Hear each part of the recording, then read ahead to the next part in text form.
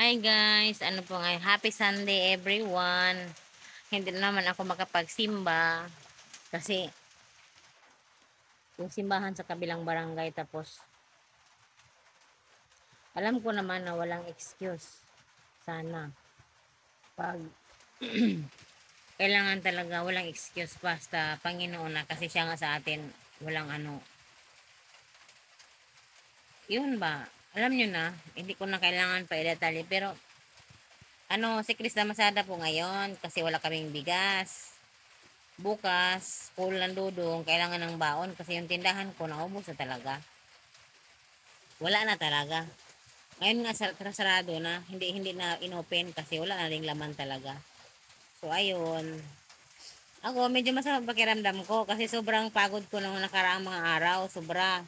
Tapos hindi nanibago ang katawan ko kaya sa ngayon, yung ubo ko sinasabi nung isa mga last video ko ay natuloy talaga ang ubo ko ngayon. Inubo na talaga ako. Tapos bukas, mag-start ako ng aking trabaho, maglaba ako. Pero washing lang naman at gripo. Kasi dito kasi sa amin, naglaba ako kahapon, ng isang araw. Ang ano kasi dito, timba-timba ka ng tubig. So, masakit sa likod, masakit sa braso yung timba. Kasi ang laki ng timba ha, hindi maliit yung timba namin. Tapos, ilang banyera ang timbain mo, marami. Kasi kailangan mo talagang banlawan ng mabuti yung mga damit. Ayun. So ngayon, may maganda ang ating mga ano ito, hindi maganda. Pero naginom ako ng vitamin C. Yung vitamin C din binigay, ano lang, yung bang ascorbic acid na nangangasim po aking sikmura dyan kasi may hyperacidity po ako. Yung bang kabuhi sa Bisaya, pero sa English talaga hyperacidity man ata yun. Yun bang magduduwal ka minsan dahil sobrang acid ang sikmura, yung papasok dito yung acid, yung ang pait, ang asim, yun, ganun. So yan po ang akong nararamdaman ngayon, kasi uminom ako kahapon ng kagabi ng ascorbic acid kasi naglalaba ako kahapon, masama na ang pakiramdam ko. Maglaba pa nga ako ng mga kumot kasi weekly ang paglalaba ko ng kumot kasi mabibigat yung mga sapin. So ayun, hindi ako makapaglaba ngayon kasi ulan. Ang umagang ulan, Sunday po, as in talaga masama ang panahon. So si Chris na masada pa para may tubig kami.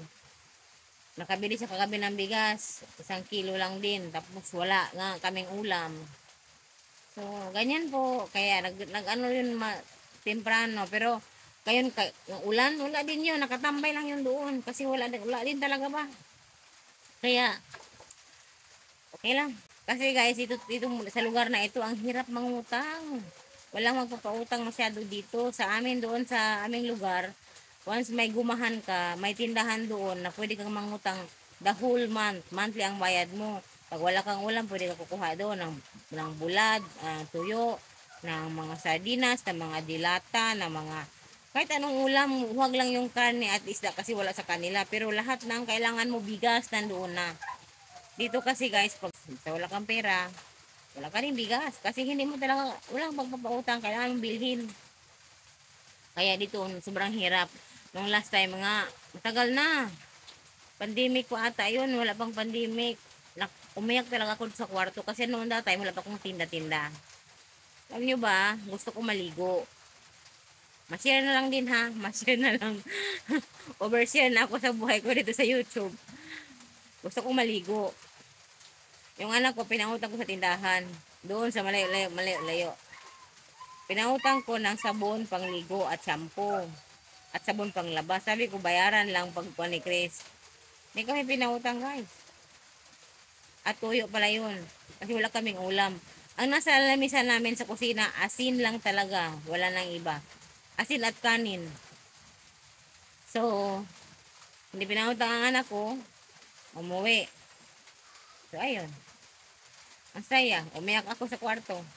As in, awang-awa ako sa aming dalawa ng anak ko. Kasi si Chris ayaw pa umuwi. Kasi namasada pa nga. Kasi wala pa siya ng income din. Yan, wala kaming ulam. Walang ligo. Walang ligo. Walang laba-laba. Kasi wala kang sabon. As in, grabe ba? Yung hirap. Pero alam nyo, sana yan lang po talaga. Kasi ako nasanay naman. Kasi lumaki kami sa bukid. Mahirap kami sa noon.